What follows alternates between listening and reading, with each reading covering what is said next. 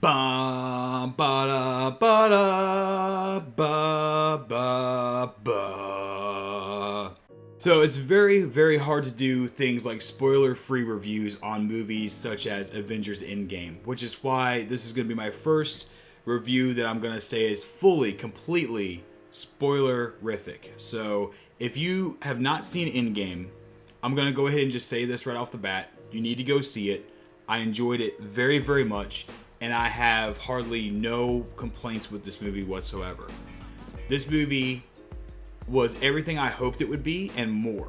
I really just wasn't let down at all by it. So if you're watching this and you don't want to get spoiled, I'm letting you know right now that this review is going to be all spoilers. I'm going to not hold back on anything. So if you're at this point in the video and you have not seen Avengers Endgame and you'd like to see it without any spoilers, go see it. I highly recommend it. And good luck avoiding spoilers on the internet, because a lot of people are throwing them out there left and right, even though of course we try to say no spoilers, don't spoil the movie.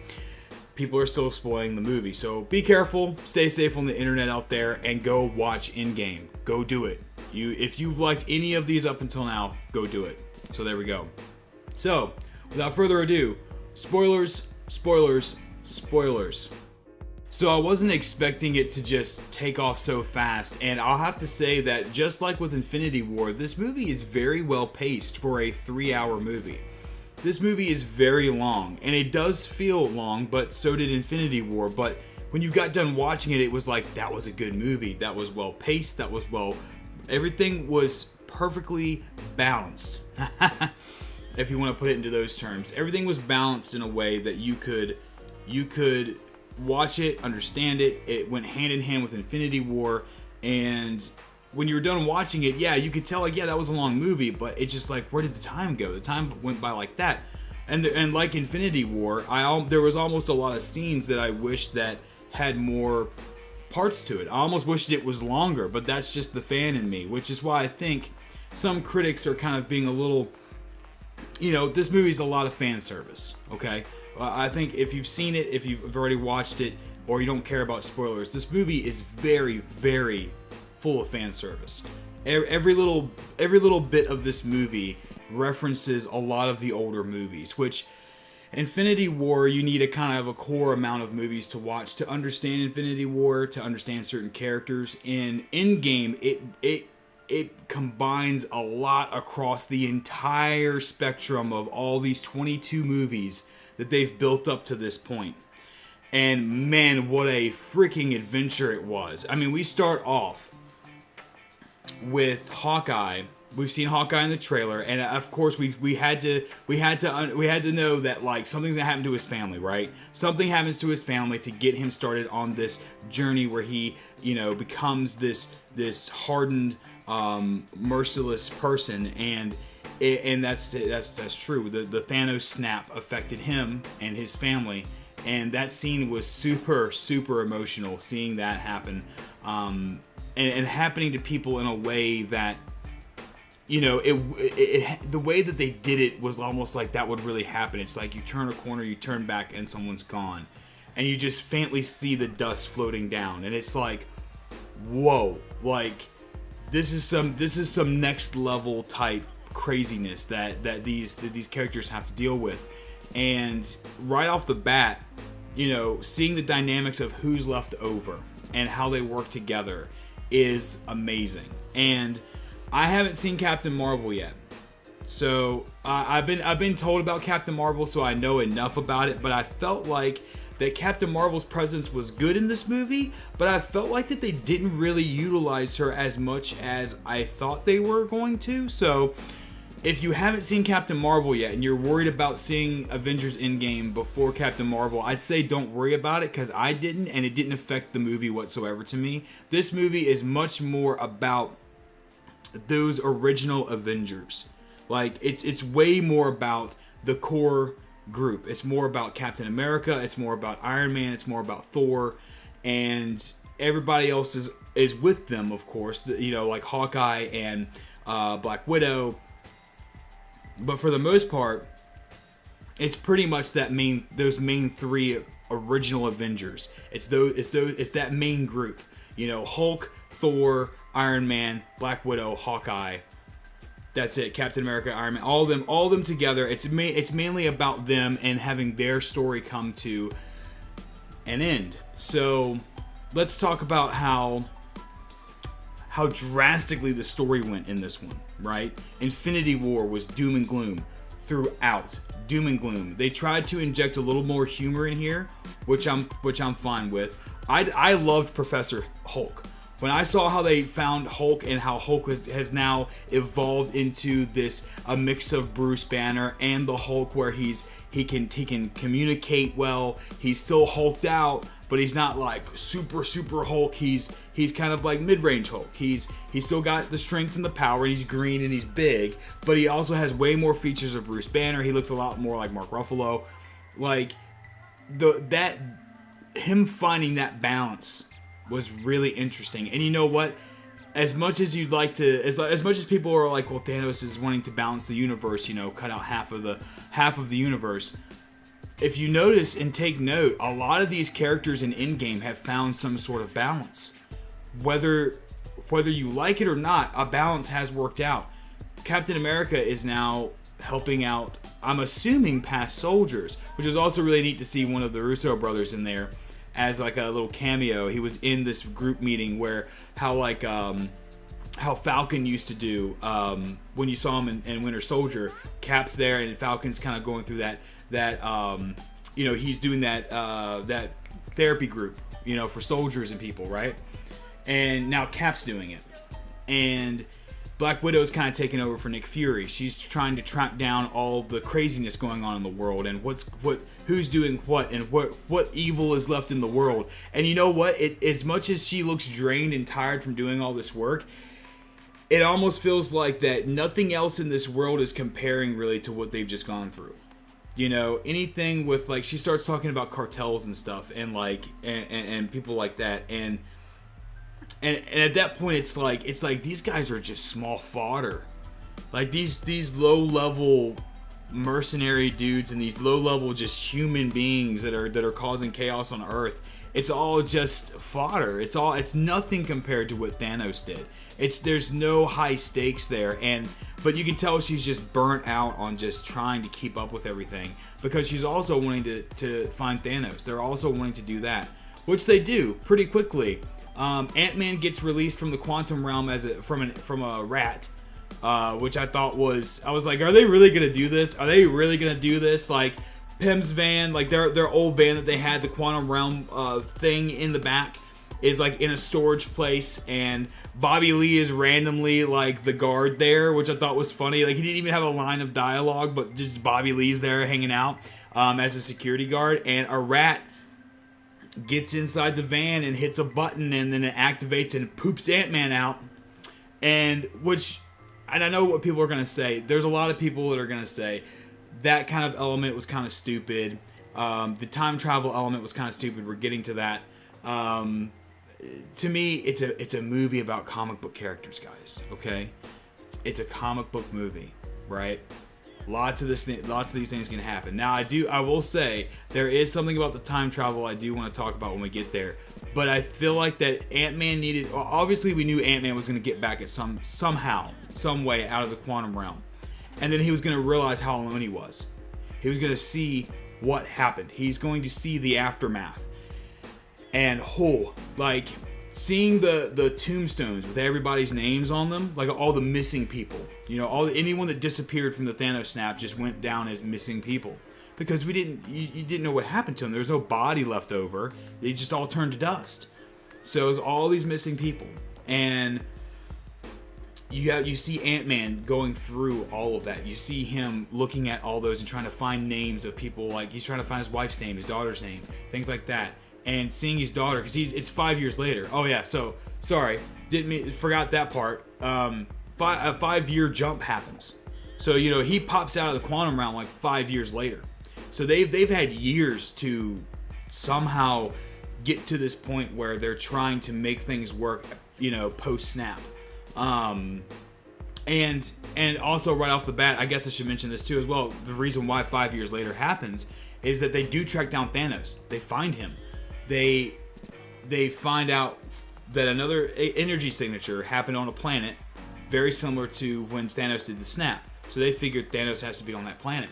They go to that planet, they confront him. The stones, they're all gone. Stones aren't even in the gauntlet anymore. He destroyed them because he used them what he used them for, and he destroyed them so no one else could use them. You go in and Thor comes in and they're trying to talk to him about the stones, and when he basically says the stones are gone, they're destroyed. I'm just living my life out here in this farm, in this tropical place, just hanging out, doing farming simulator. When Nebula was confronting him, and it was a weird touching moment where we actually saw Thanos give some emotion towards Nebula and say, "I'm proud of you, daughter." Like, wow. And Nebula said, "Yeah, my father's anything. He does a lot of things, but a liar, he's not one of those." And as soon as Thor heard that, Thor was like, "All right, axe, boom," cuts his head off. Thanos' head gets chopped right off, like right in the beginning of the movie, and you're like, what is this? Like, how is this happening?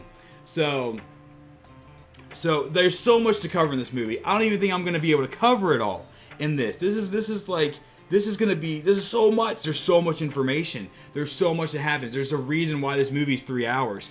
And it's because everything needs to have some sort of resolution. Everything needs to have ends met while also being entertaining. So let's jump ahead a little bit. I'll try to make this as short as possible because I know some of these reviews, these spoiler reviews, have been like hours and hours long. They find a way to get time travel done through the quantum realm. Tony Stark has now settled in with Pepper, and she's not, the snap did not affect her. So he gets back. Captain Marvel saves him from space. We figured that because the trailers gave away that Tony Stark was still going to be in the movie minus space. So there was that whole weird first trailer where we were like, is Tony gonna make it? He's like lost in space with nowhere to go. Captain Marvel, of course, helps that out and gets him back to Earth. Literally flying the spaceship in. She just flies the spaceship in. It's so awesome. Like that. Those scenes were so cool. Every scene that I saw with Captain Marvel, I enjoyed. I didn't have any problem with her acting skills or her character at all. I really enjoyed it. And everyone was like, why is she not in this movie more prominently? And it's because, well, like, they killed Thanos. They went there, they got that. They killed Thanos, and now she has to deal with the rest of the universe. She can fly through space and go light speed herself without even needing a ship. She doesn't need a ship. You know what I mean? Like, so one of the things she explains to Black Widow is that, like, hey guys, like, I helped y'all. Like, we found Thanos, we chopped his head off, and you guys can do what you guys need to do. You guys work on making Earth better, but I've got a whole universe that's dealing with the snap as well. We're living in a post-snap universe, and the universe is in chaos. Not just Earth, it's everywhere else. So she's off flying around doing her thing, which is completely understandable. I mean, why would you have a character that powerful and have them just focused on Earth when that kind of thing happened across the universe? She's helping other planets and other places that have dealt with the similar issues, who are probably dealing with similar villains who are trying to take over planets, and like, she's trying to do good across the universe, not just for Earth. And that didn't have a problem with that. And I like how Black Widow kind of became like the Nick Fury. Like, she just took on the role herself and just kept in touch with everyone and kept everyone, just try to keep everything going. And Cap's thing was more about moving on, except when Ant-Man shows up. Once Ant-Man shows up, that's when, like, things change over, because Ant-Man, to him, he was gone for 5 years. But in the quantum realm, time being different, he was only gone for 5 hours. So within 5 hours, 5 years happened. And he is sitting there racking his brain because he's fresh off of learning all the news. So he's starting to think about, what about the quantum realm? Can we use the quantum realm to go back in time? Can we use it to manipulate time? Who could figure that out? Because obviously, Pym is and all of them, they're all dead. They're all dust. It's just Ant-Man. And he's not into quantum physics at all. Like, I mean, that was the whole point of the Ant-Man movies, was that he was kind of dumb to all those things, but he went along with it, and he joined the adventure. So of course they turn to Tony because they're like, well, with this information that he's got from Pym, like let's take this to Tony and see what he can do with it. And of course Tony is very resentful. He's very still untrusting of Cap. He kind of blames the whole situation all over on Cap because of the Accords. You know, Tony brings up the whole, I wanted to put a suit of armor around the world. And Cap was against that. And Cap against it because of having to sign their rights away. And Tony was on the side of, I don't care to give up my freedom as long as we're all safe. And he's very resentful over those decisions and what led into Infinity War. And so basically the stuff is plopped down in front of him. He sits there, and of course in Tony Stark fashion, once he's alone with the information, he starts to try to figure it out. See if there's a way to work it. But keep in mind, dude, guys, like, Tony's already had a kid. He's settled down. He's in some place back in the woods, by a lake, living a better life. Has a daughter now. Figures out the time travel aspect. Puts it all together. Uses the information that Ant-Man brings and figures out time travel. Tony Stark figures out time travel. And basically ends up helping because he realizes that we do have a second chance. And it may be a very slim chance, but we could right all of the wrong. Why not do it? So they do it. And that's when you see Professor Hulk. That's when you really see the other characters popping in. Because you see Professor Hulk, and I love Professor Hulk. I saw a lot of people going, man, they didn't do Hulk justice. I wanted to see Hulk in there ripping people up and doing all this stuff. Yeah, I mean, this is spoilers. So, yeah, Hulk doesn't really Hulk out. You don't really see Hulk have any insane scenes where he's just ripping things to shreds and stuff. You do, however, get to see old school Hulk from Avengers 1. Because what they do is once they figure out the time travel aspect, they all go back in time. They all team up. They each have a team with a set thing to go back in time to try to get the stones before Thanos does.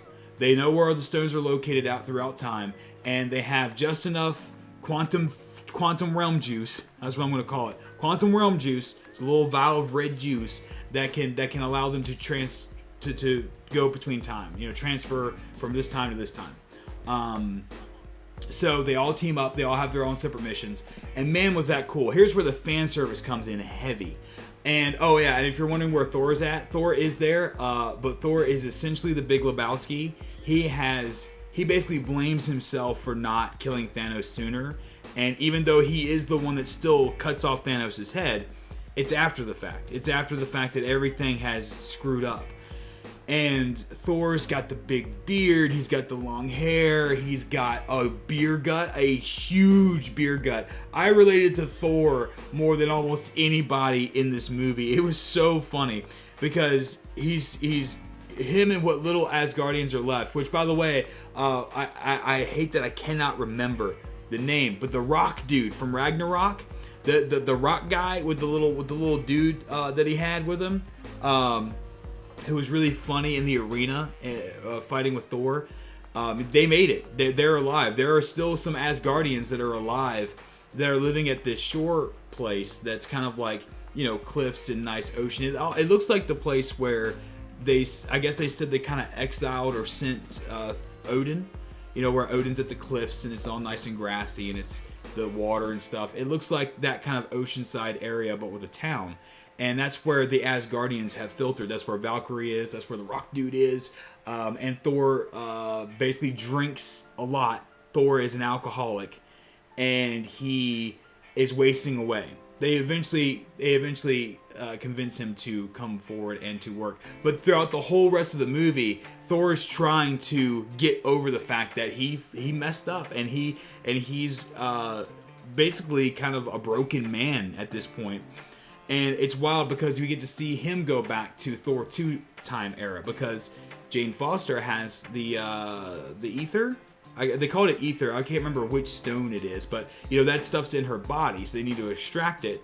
And the whole point is, and of course, like Hulk, he goes back with Cap and Tony to the first Avengers time period because the time stone is there, but Doctor Strange is not Doctor Strange yet. Doctor Strange is still a doctor, and the lady who he who becomes Doctor Strange with, who trains him, she's the one that is looking after the sanctuary. So Hulk goes there.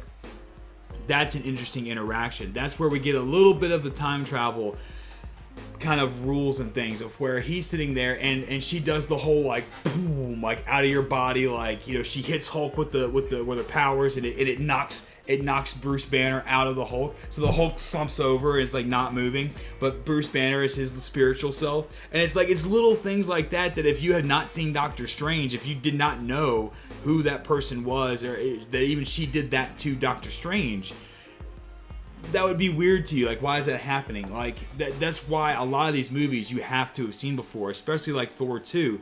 A lot of the interactions Thor has when he goes back in time relates to Thor 2. Doctor Strange, even with Bruce Banner interacting with the Sanctuary Leader, like, and I can't remember all the names, trust me. I mean, it's 22 movies, guys. Like, I can't remember her name specifically, but she played in Constantine. She also played in Lord of the Rings. Yes, Lord of the Rings. And did she?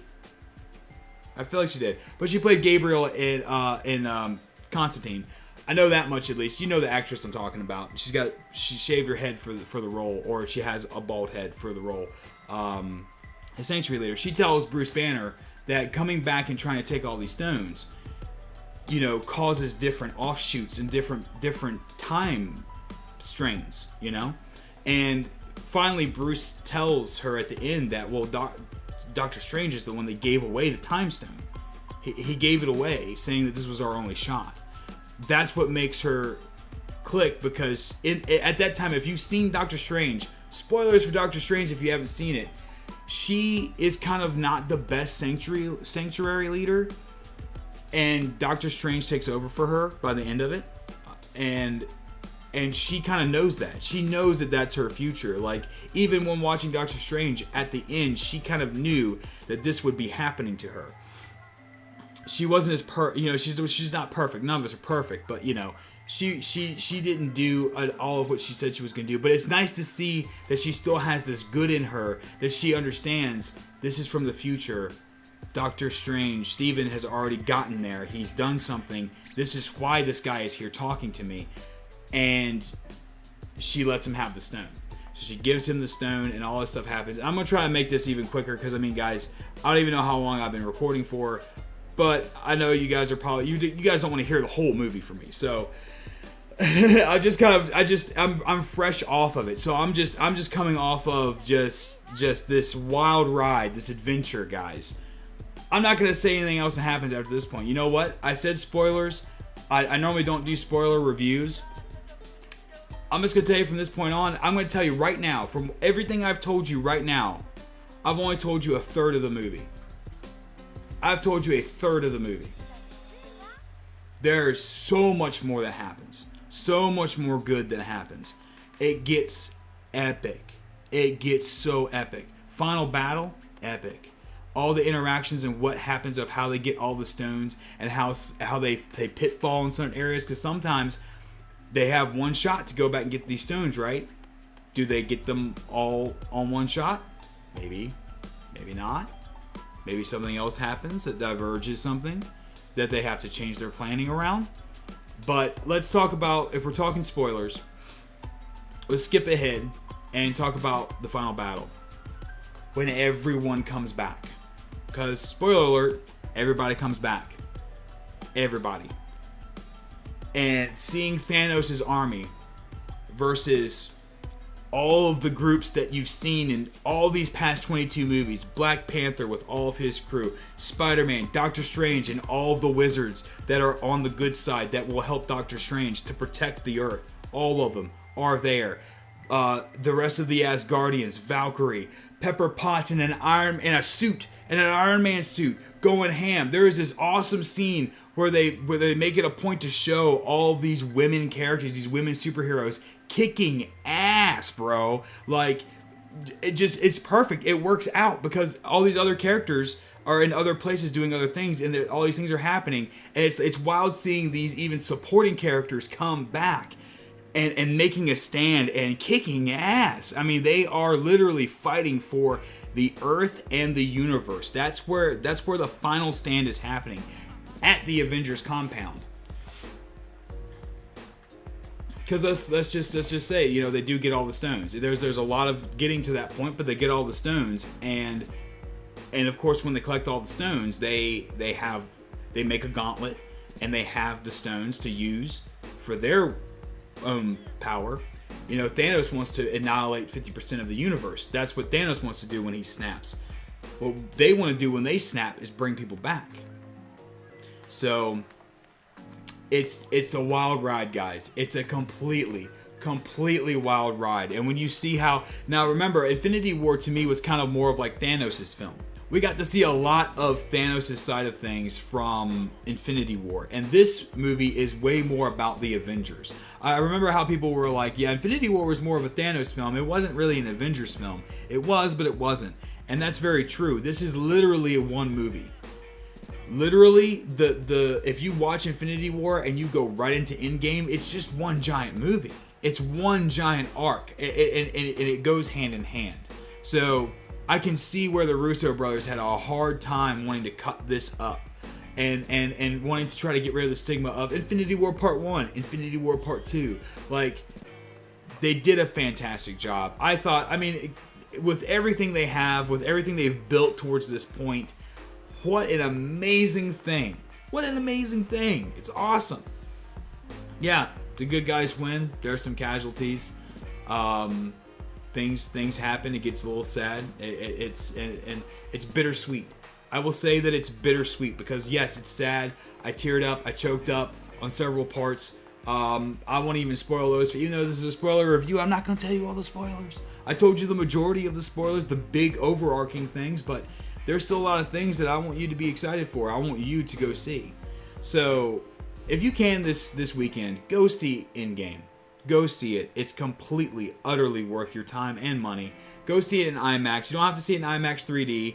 IMAX 2D is fine. The reason why I like IMAX is because IMAX just drowns out everyone in the theater. It literally makes it's worth the extra money, in my opinion, because these movies were also made for that kind of screen. There's a lot of movies that you see that don't really have the budget put into them, and when you see it in IMAX, you're like, it's okay in IMAX. No, Infinity War, Endgame, these Avengers movies, they are best viewed in IMAX with the loudest surround sound that drowns out everybody else in the audience. It's so fun to go watch. I highly recommend it. I have to give this movie a 9 out of 10. 9 out of 10. And the only reason why I give it a 9 out of 10 is because some of the time travel elements, there's some plot holes there, but you're dealing with time travel. They're not trying to do time travel like exactly like whoever thinks time travel is the right way it's supposed to be. There's some things missing that I'm kind of like, how does that really work? Mainly with Black Widow and Vision. When they go back in time to get the stones, you have Ronin or Hawkeye. And Black Widow going back for the Soul Stone. That's emotional because, like, I even heard people kind of go, "What? One of them has to die?" Like in the theater, and it's like, did you watch Infinity War? Like, that's the whole point of the Soul Stone. Someone has to be sacrificed, a soul for a soul, and there's this whole big thing that happens between them because he wants to go because after his family was lost in the snap, he just turned into a merciless killer in a way. He went and killed bad guys, but he became a ruthless killer, and he wanted to sacrifice himself so that she could get so Black Widow could get the Soul Stone and move on. But Black Widow ends up doing this whole thing where they kind of fight even to off the cliff, to where they're both rappelling off the cliff, and she's still at the end, and she just goes, "Let me go," and he won't because he doesn't want to, and she just pushes herself off the cliff and just rips herself off out of his hand, and she dies. He gets the Soul Stone. And Vision essentially has one of the stones.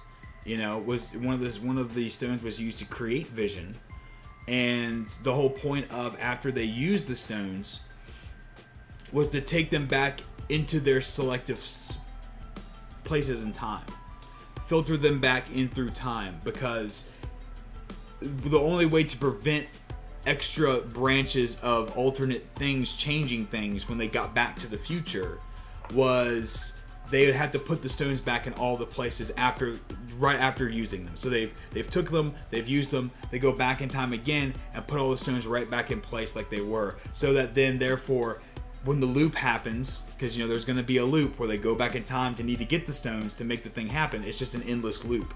They have to create the endless loop. So what does that mean for Black Widow? What does that mean for Vision?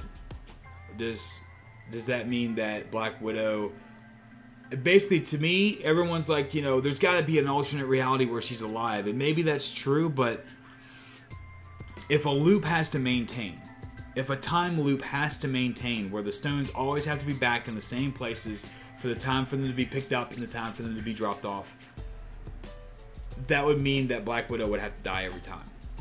That would mean that ultimately her purpose in this timeline would be to sacrifice herself to create the Soul Stone, to have the Soul Stone be put back, to go get it again, and so forth.